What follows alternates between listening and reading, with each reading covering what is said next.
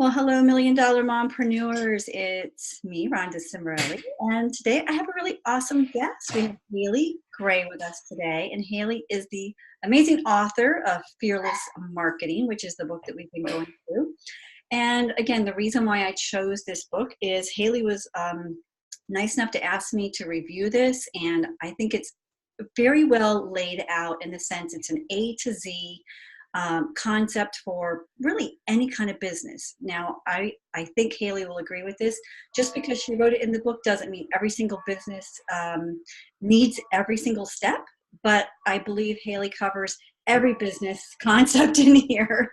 So today we're going to be talking about Chapter 3. I believe the title is Pulling It All Together. I think I messed that title up because I don't have it pulled up in front of me. Tying all the pieces together. Well, I had it almost right. So we're going to tie all the pieces together.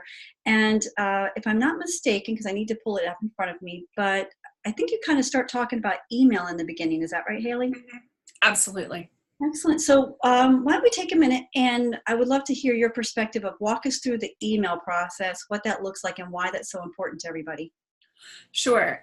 There's a couple of pieces of information. If you can collect them on your clients early on in your business, it will help you stay in front of them so much better, so much more effectively and efficiently. One is your email, and obviously the other is phone number, and making sure that you have permission to text people. So a lot of times I come into contact with small business owners and they're complaining about, hey, I don't have enough business, I don't have this, I don't have that. And I'm like, well, are you keeping track of all your clients' email lists?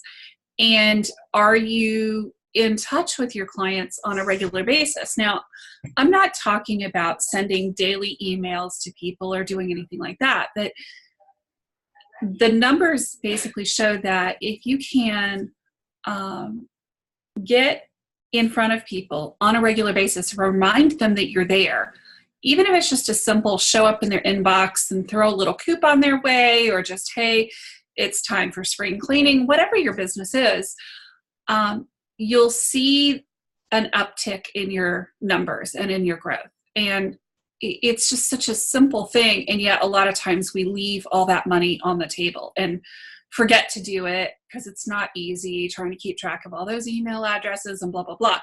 Now, if you're talking about like online businesses, you know, you're in this hyper aware world where everything is the email list. And I have to say that it's probably somewhere in between in reality for, you know, most businesses. I think that it can be a very effective tool. But your business doesn't necessarily live or die by the email list. So, sorry, I was muted. I had muted myself. Well, I hope that helps. Well, I agree 100% because, you know, thinking back to my previous business, the business of direct sales, and that was a really important way to definitely keep in touch with my customers. And what I did, I used email to let them know about new products that were coming out. I let them know, you know, I always sent them birthday cards. I sent them birthday discounts. So email was definitely a good way to keep up with everybody. Now, one of the things that you mentioned too is about the money on the table. You know, staying in touch with your clients. Now, I know Elena, who is usually here, she runs Transform Mastermind, and it is a membership group. And recently, what she's done is shifted over to include to the members a more regular email to kind of let everybody know, here's what's on the schedule, and here's how you're going to learn, and here's who's teaching today. So email is a great tool. Now, I do have a little pet peeve personally about emails because I guess my inbox gets so cluttered with, you know, the same thing over and over and over and over again. So for me personally, with my clients, what I try to do is just make a happy medium. You know, I take it like twice a month. I just send out a little email blast about what's new, what's going on, maybe where you can find the latest podcast, or, you know, some freebie that I'm giving away or something on Transform. Is that kind of like what you're talking about?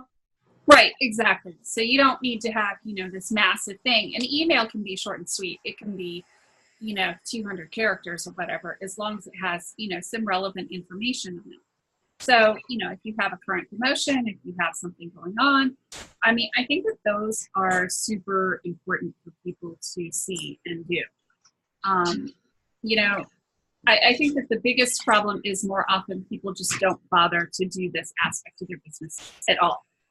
I have, acupuncturists and chiropractors and massage therapists, all these kinds of brick and mortar businesses, and a lot of them don't have an email list, and they haven't managed to keep track of that email list and their clients' emails. And it's like, oh my gosh, you are leaving literally hundreds of thousands of dollars a year on the table because you're not sending out regular emails. Interesting. So keeping track of them, does that go into the next segment of this chapter, the CRM and the client management information? Absolutely. And having a good CRM is important. So tell us what CRM stands for. A CRM is a customer relationship manager. And it can be as fancy or not as you want it to be. It could be as simple as, I have a spreadsheet for everybody's email addresses. And if you have 100 emails and you just want to send it out from your regular email account, by all means do that. But if you have, 1,000 or 5,000 email addresses, you're going to need to use something a little bit more robust to manage emails. And a CRM is a little bit different, I think, than just a straight email manager, because you get email managers like MailChimp that hold all your email addresses, and it allows you to send out bulk emails to groups of people that you've tagged a certain way or done certain things with. But an effective CRM is going to allow you to keep track of when the last time was that you talked to somebody or serviced them or helped them, provide service to, and how things went, and when your last points of contact were, and all of that information. You're going to have client information and history in a good CRM as well. So you'll be able to tell, here's when they're opening stuff, here's when they're not, here's what they're doing here, here's what they're not, that kind of thing. So don't mean to interrupt, so are you saying something like MailChimp does provide this information? So MailChimp really just manages emails. So it will send out emails for you. Okay. And you can tell what campaign somebody's on and all that. If you really want to keep track of all of the notes that go with a client, then you're going to either need to keep it in a spreadsheet, or obviously that won't last too long. There's a lot of CRMs out there, your Salesforces of the world. There's 1,000,001 of them for every industry. Okay. Ontraport is a good all-purpose one. But just keeping track of who you've talked to, when you talk to them, and all those notes that go with that client is really effective. And Ontraport, for me, is good. And there's some like Mind Body Green that allow you to keep track of all of the emails that have ever gone to the person and all of the information they've ever gotten. Well, that's something that I know I have to kind of shift over for myself, because I'm still very kind of old-fashioned from my last business. I tend to keep track of my customers and clients and contacts via usually, oftentimes like a little profile card or notebooks or that have their information, so I have their name and address. And I'm very physical. That the online thing kind of, for me personally, is a little transition. So maybe whoever watches this, maybe you're in the same boat, Right, yeah. And having the slightly more sophisticated software will enable you to be able to tell, hey, when was the last time I touched this person? And what can I do? Just like MailChimp or Constant Contact. Yeah. So I'm sorry, we had to cut that for a second. It's all good. All right, so go ahead. No, it's good. At least we can cut it on and cut it off. Yeah, you may notice that we're cutting things on and off because I've got some background noise, which is causing great audio quality challenges. But Haley was explaining a little bit about the CRM and the different kinds of ways to keep track. Yeah. So go ahead with that. So there's a lot of different types of software out there. One of the best all-purpose ones is Ontraport. And a lot of people are like, oh, can I get it for free? Sorry, guys, the best software is not going to be free. You're going to have to make that investment in your business. But it allows you to keep track of all of your contacts that you've had with people. when they booked last with you, what you did for them, how much they paid. You can even, in some of the best software, keep track of, the lifetime value of a client, which is amazing. And what do you mean by lifetime value? Lifetime value of a client. How much money do people, if once you have a client start with you, how much money do you think you're going to make off that client from the entire time that they're with you? Is it $100 or is it $5,000 or is it $50,000? And just being able to track, have all of that in your processes in your CRM will be able to help you figure out, okay, these are the people I should be marketing to, and these are the people maybe I shouldn't even be bothering with. Oh, that's great. So how much, do you know how much Ontraport runs for that software? It depends on which program level you have. It's anywhere between $97 and $297 a month, depending on the size of your list and the features you use. Okay. So it's not super cheap. Right. But most people need to have some sort of way to track this information. You can start with spreadsheets, like I said, in tracking every sale and doing all that. It's not that difficult. It just requires a little bit of dedication. All right. So I have a question in regards to, we'll just use Ontraport since you brought that up. Let's say you have 100 customers, clients that you're trying to track, and you're using Ontraport. Is it something realistically that the business owner, him or herself, could track, or do you really recommend having a virtual assistant for that? It is actually, that system in particular is easy enough that the owner can do it. I've worked with quite a few business owners who do it all themselves and don't necessarily need a virtual assistant as a consequence of that. So getting the right software can actually save you, and the training on the software and having software that has good support can save you a lot of money because you're able to put it all into one system and track everything. And then you don't have to be paying somebody else to keep doing, repetitive tasks over and over and over again. All right, that's good to know. All right, well, let's move on to, you were talking about how much is your time worth, and then we were going to talk about bulk email. Yeah. So walk me through that a little bit. Right. So when we start talking about how much is your time worth, think about, all of the money-making activities that you could be doing in your business and the things that only you can do in your business versus something you can hire out and have somebody else do. Just thinking about, how much is your time really worth in all of your, just in general. And so, we start talking about, something with bulk email capacity, because I've seen a lot of business owners who are sitting there sending out emails 1 by 1 or 10 by 10 or whatever. And that gets really time consuming. Mm-hmm. If you have more than 100 emails because, you're selling, tubes of toothpaste or, Avon or whatever, those numbers of people add up pretty fast. And you need to be able to send out, one newsletter, one promo email, that kind of a thing. And keep it at a time. Yeah, and keep it succinct. Well, going back to the what is your time worth, I know some of the women in this group are in some type of network marketing. So I'm going to use that for an example. Right. Figuring out what your time is worth, here's a great idea. Figure out your average, we'll just say party, because network marketing has a lot of group events and parties. So go to your parties, what are your average? And how many hours does it take you to do that? Right? Figure out if it takes 2 hours, you made $500, well, then you know how much per hour that you're making. So these income producing activities, or what I refer to them to, is when you're organizing your office or organizing your files, or you're cleaning your product stuff up, or you're whatever it is, ordering your product itself. Those are things that you could realistically hire an assistant for once a week for an hour or so, and pay her, the $10 or even $20, or, depends if you have a high school kid, college, or an adult. But think about, that's what you're talking about, right?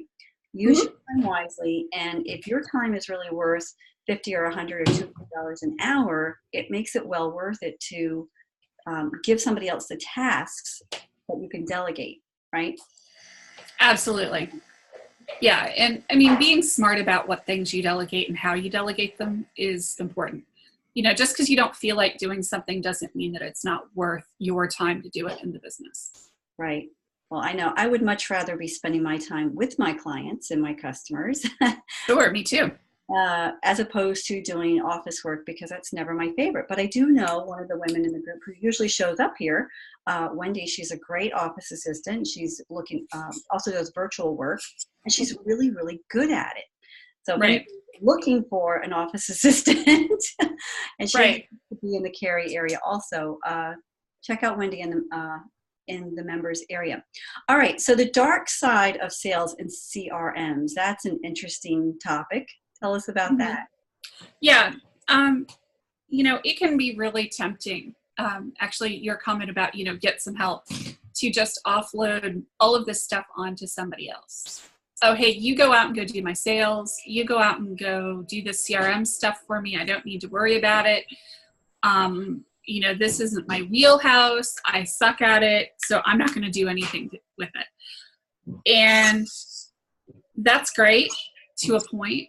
However, there are a lot of people out there who will sign up for a sales job, especially a sales job that pays a base commission, and they'll never do the work. Mm-hmm. Everybody says that they want to make money, but getting somebody who will actually do the job, go out and go get the work done, Mm-hmm. is really much harder than it sounds. Oh no, it sounds pretty hard. Yeah. I know. I've had that experience, and you're exactly right. Everybody says I want money, but many people are not willing to go out and do the work that is required. So if you're a person who, your business, what's the word I'm looking for? Not requires, but we're going to use that word because I lose them all the time. But dependent, there we go. If your business is really dependent on constantly finding those new leads and new resources, it might behoove you to actually go out and do that work yourself. Even if you don't like networking, or even if you really don't like getting out there, if your business relies on this on a daily or weekly basis, yeah, you're the business owner. This really ought to be your job, not somebody else's. Mm-hmm. Now, Absolutely. paperwork, on the other hand, I'm as long as I know how to do it, I can hire somebody. Exactly. Mm-hmm. And that, I think that's a good tip too, right? Know what you're doing, or know what needs to be done, so you can inspect the work that somebody else is doing. Right. Exactly. But it's really tempting to sometimes just rely on hey, I'm going to throw everything out there, and I'm not going to really bother to genuinely connect with people. I'm going to rely on the technology to do it all for me. Which, I'm a technology girl. Don't get me wrong. I do technology all day long. I come from a technology background. I'm a computer programmer. But at the end of the day, the technology can't substitute, for a warm smile and that genuine human connection. And I mean, I made this mistake in my first business. I did a lot of the marketing activities, and I was out and I was working on operations, and I was working on some sales, but I needed more sales. And I felt that I was needed to help kind of balance between the two. And had I really honestly spent more time working on sales, things would have gone better. But I hired so many people who said they were doing sales who were making maybe 20 contacts a week. And in order to be really successful, if you're going out and meeting people in the community, it's not going to all networking meetings. It's actually going out and having one-to-one meetings with people and getting in front of people and scheduling meetings. And if somebody isn't telling you that they're having like 30, 40, 50 short meetings with people a week, then they're not doing their job. Especially like in the home care arena, where we were doing dropping into doctors' offices and dropping off information and trying to get in front of people. If they could only hit 20 in a week, then that was a problem, because we really needed them to hit more like 80 in a week. Right. Exactly. So again, I see the dark side of it. So ladies, be careful about that. Let's just, one more thing we can have time to do is we talk about billing, having a good billing software. And tell us a little bit about billing and why that's so important as well. Well, because you want to get paid. Really? I know, right? So, Yeah, good. what kind of problems might new business come up with? You know, what might happen, or what might they come across as being in that topic of billing? Oh, so many problems. You can overpay like mad, and you can end up having to pay, a fortune on your billing stuff. If your bills are going out late, then your clients are going to be paying late. Or you can be making it really hard for people to pay your bills. So having really good billing and accounting software is critical here. And this is one of those things where, understanding what exactly you're doing and how you're doing it is important. And not everything has to cost a fortune. There are, lots of different pieces of software out there. I use Wave Apps for one, for a lot of my billing and accounting software. And they also do payroll, and they do all this stuff pretty easily. And it's a web interface, and it's really easy. And it's free to use. However, the caution there is that they take a higher percentage rate of the transactions. So one of the things I have to keep an eye on there is that, as my business grows, when will it make sense to move over to something? I'm sorry, I'm kind of laughing at it. It sounds like a vacuum cleaner. That's exactly what it is. My cleaning fairies came this morning, and I was like, okay, I've got to call at 10 o'clock. That's all right. Well, Haley, I just want to say, I think I'm just going to, again, keep encouraging everybody to just read through the book. Like I said in the beginning, I believe that you've done a really great job in A to Z. You cover so many aspects of running a business. And I just really want to thank you so much for your time today. Do you have any last thoughts or input for the group today?